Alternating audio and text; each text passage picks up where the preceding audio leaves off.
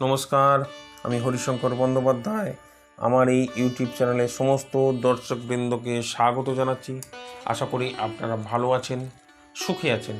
আজকে আমার আলোচনার বিষয় হলো শ্রীমদ্ ভগবদ্ গীতা পাঠ। তাহলে শুরু করা যাক শ্রীমদ্ ভগবদ্ গীতা পাঠ। দ্বিতীয় অধ্যায়, সাংখ্যযোগ। অন্তবন্ত ইমে দেহা নিত্যসুক্তা শরীরিণ অনাসীনো প্রমেয়স্য তস্মাজ্জুদ্ধস্য ভারত। অনুবাদ: অবিনাশী, অপরমেয় ও শাশ্বত আত্মার জড় দেহ নিঃসন্দেহে বিনাশশীল। অতএব হে ভারত, তুমি শাস্ত্রবিহিত স্বধর্ম পরিত্যাগ না করে যুদ্ধ করো। তাৎপর্য ও অর্থ: জড়দেহের ধর্মই হচ্ছে বিনাশপ্রাপ্ত হওয়া। জড়দেহ এই মুহূর্তে ধ্বংস হয়ে যেতে পারে, নয়তো 100 বছর পর ধ্বংস হতে পারে, কিন্তু একদিন না একদিন এর ধ্বংস হবেই। অনির্দিষ্টকাল পর্যন্ত আত্মাকে টিকিয়ে রাখার কোনো সুযোগ নেই। কিন্তু আত্মা এত সূক্ষ্ম যে তাকে দেখাই যায় না, সুতরাং কোনো শত্রুই তাকে হত্যা করতে পারে না। পূর্ববর্তী শ্লোকে বর্ণনা করা হয়েছে আত্মা এত সূক্ষ্ম যে তাকে পরিমাপ করাও অসম্ভব।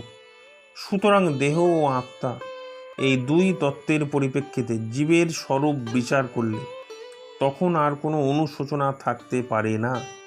কারণ মানুষের প্রকৃত স্বরূপ আত্মা চিরশাশ্বত এবং কোনো অবস্থাতেই তার বিনাশ হয় না। আর জড় দেহ হচ্ছে অনিত্য।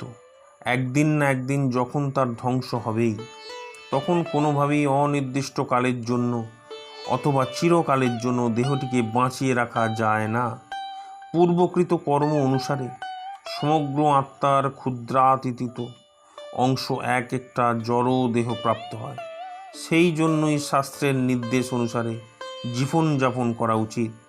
শাস্ত্রের নির্দেশ অনুসারে কর্তব্য কর্ম অনুষ্ঠান করার ফলে উপযুক্ত দেহ প্রাপ্ত হয়ে জীবাত্ম জড় বন্ধন থেকে মুক্ত হতে পারে। বেদান্ত সূত্রে আত্মাকে আলোক বলে সম্বোধন করা, কারণ সে হচ্ছে পরম আলোকের অংশ। সূর্যের আলোক যেমন সমগ্র ব্রহ্মাণ্ডকে প্রতিপালন করেন, তেমনি আত্মার আলোকও জড়দেহকে প্রতিপালন করে। সেই মুহূর্তে আত্মা তার দেহটি পরিত্যাগ করে, তখন থেকেই সেই দেহটি পচতে শুরু করে। এ থেকে বোঝা যায় আত্মাই এই দেহটিকে প্রতিপালন করে। দেহে আত্মা থাকে বলেই দেহটিকে এত সুন্দর বলে মনে হয়, কিন্তু আত্মা ব্যতীত দেহের কোনো রূপই গুরুত্ব নেই।